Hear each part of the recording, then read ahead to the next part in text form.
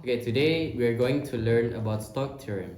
Now, Stokes theorem is essentially meaning that the surface integral of the curl of a vector field over a surface S in a 3D space is equal to the line vector of the vector field over the surface boundary C, as you can see in this formula right here. Now, what that essentially means is that if you try to visualize it, in these two same objects, the amount of steps that you are taking to go through all of this vector field are the same as the amount of curl or swirliness that this vector field has on the surface. Hence, f dot dr equals to curl f dot ds. If this is 100, then this is also equals to 100.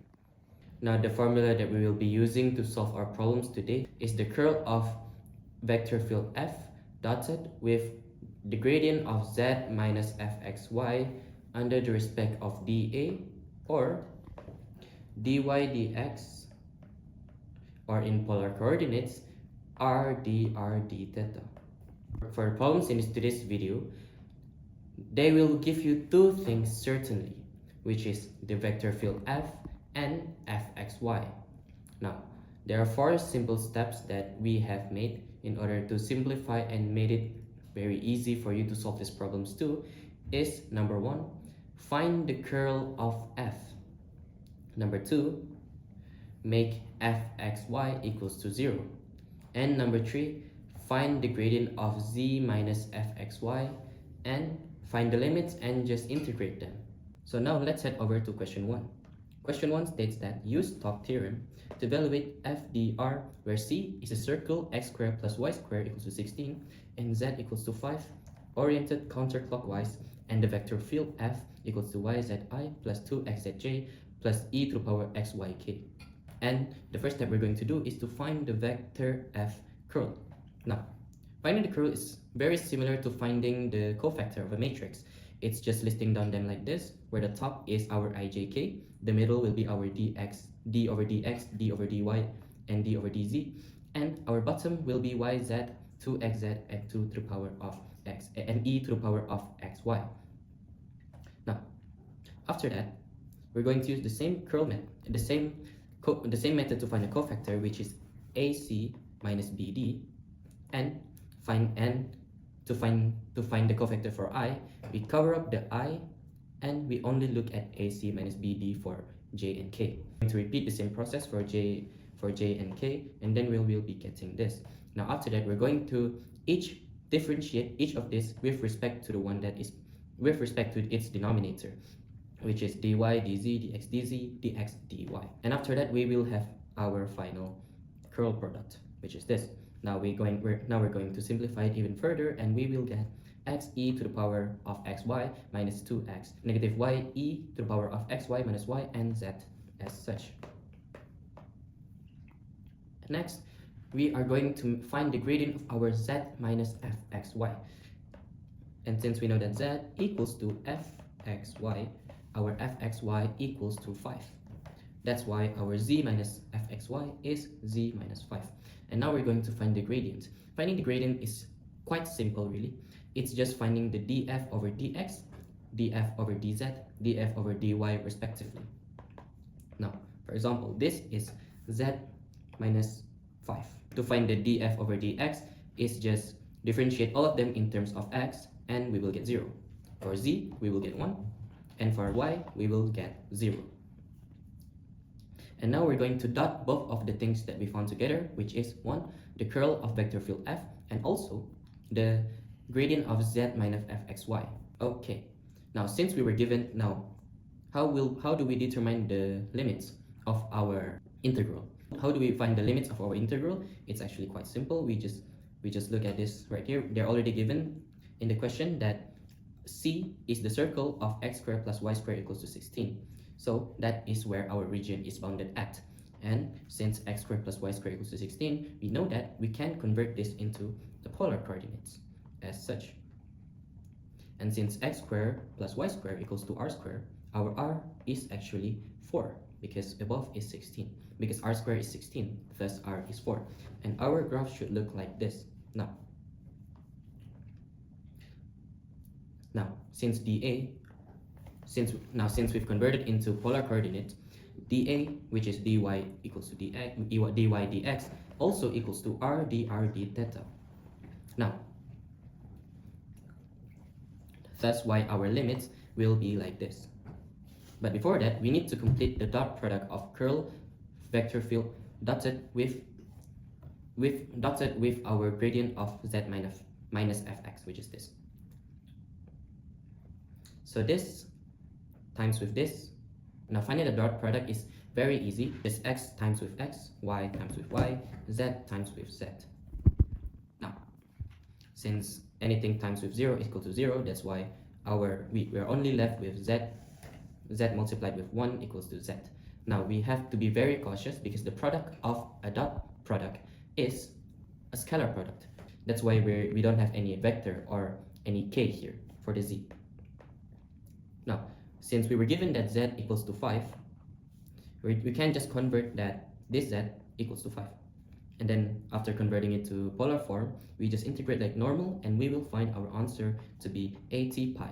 2. It states that use Stokes theorem to evaluate f dotted with er, where our vector field is z squared I plus 3xj minus y to the power of 3k.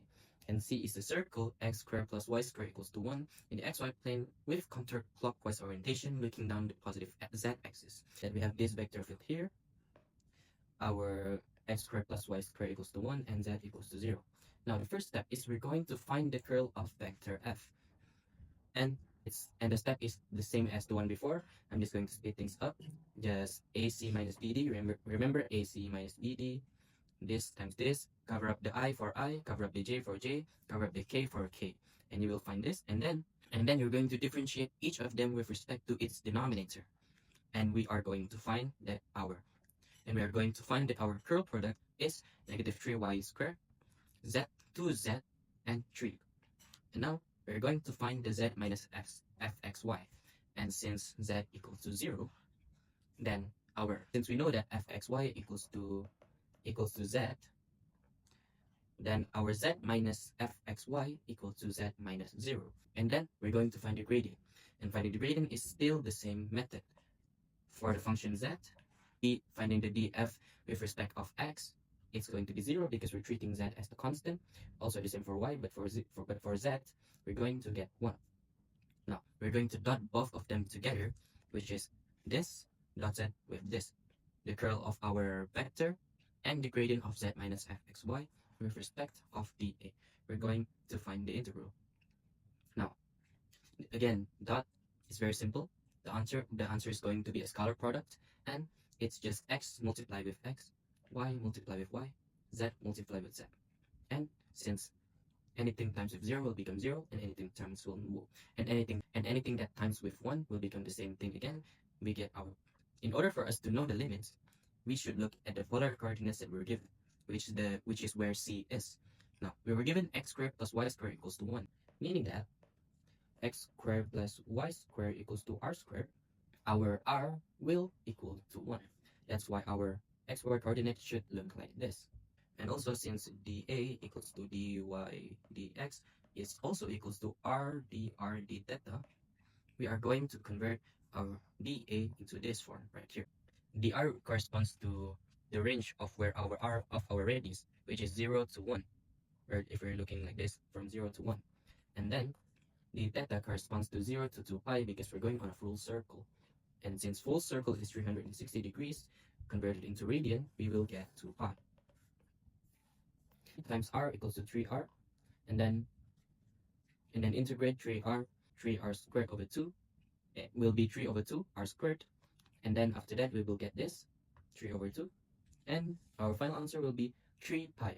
Question number 3 states that use Stokes theorem to evaluate f dot dr, where the vector field is 3zi plus 4xj plus 2yk, and C is the boundary of the parabolic z equals to 1 minus x squared minus y squared, for which z must be larger than 0 with upward orientation. Now we were given the vector field f, x, y, and z, and this is our values. And this is all the information that we have. no matter what the situations are, we have to find the curl of vector f first because it's the most straightforward ones and you can secure as much marks as possible. Now, it's the same thing, AD minus BC, and covering up I, covering up J for J, covering up K for K. And we're going to differentiate them, and our final product for the curl is 2, 3, and 4. And then we're going to find our z minus fx. Now, since we were given that z equals to 1 minus x squared minus y squared, that is our fx. So now we're going to find z minus fx, which is this, and our answer will be z plus x squared plus y squared minus 1. So now we're going to find the gradient. Now this is a bit interesting. X squared plus y squared minus 1. We're going to differentiate it with respect to x. We're going to get 2x because all of this will be treated as constant. Now for y, we're going to treat everything else as constant and we will get 2y. And for z, we will going to treat everything else as constant and we are going to get 1. Curl of vector field dotted with the gradient of z minus fxy. And since dot product is essentially just x times with x, y times with y, z times with z, we are going to get this. And now the last step is we're going to find the limits. How are we going to find the limits? Now, the last statement states that z must be always be larger than 0. So, and since z equals to 1 minus x squared minus y squared, we can essentially make this, we can generate this equation, this new expression. And now we can get that x squared plus y squared has to be lesser than 1 or just equals to 1.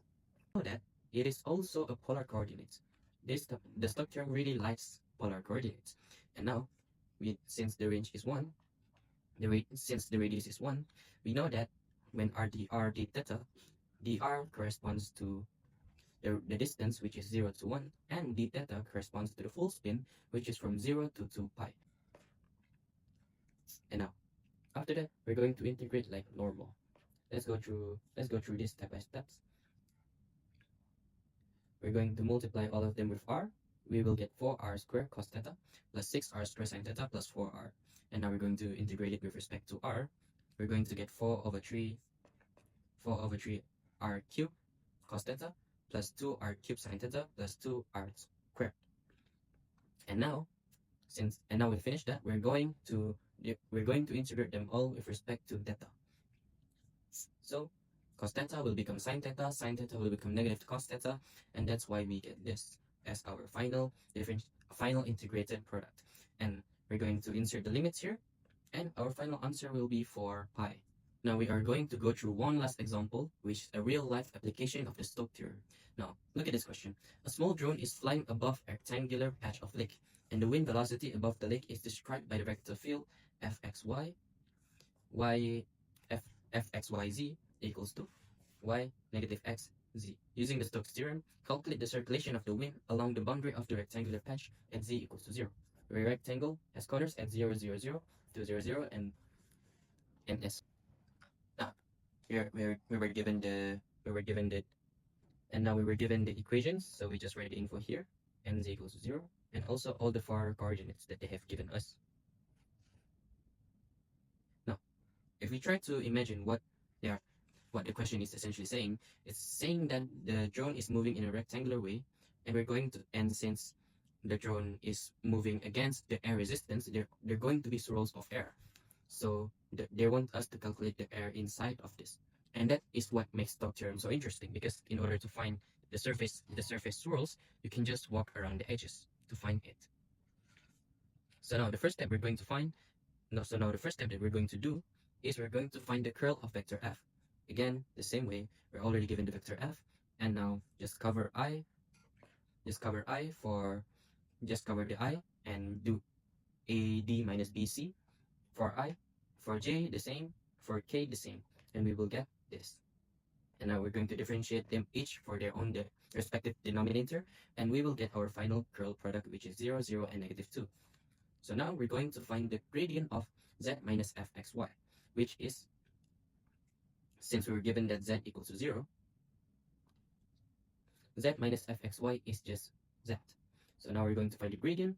The df over dx equals to 0, df over dy equals to 0, and df over dz equals to 1. Okay, so let's dot them together. Now 0, 0, negative 2 dotted with 0, 0, 1 dA. So we will get, so 0 times 0 becomes 0, 0 times 0 becomes 0, and negative 2 times with 1 we will get negative 2 d. We will get negative 2 with respect of dA. So now we're going to find the limits. Since we're given the rectangle, we can flip it into the xy plane. We can flip it to look it from the xy perspective, and our limit for x is from 0 to 2 and y from 0 to 3. So that's why our limit will be like this, from 0 to, for dy dx, 0 to 3, 0 to 2 for dx.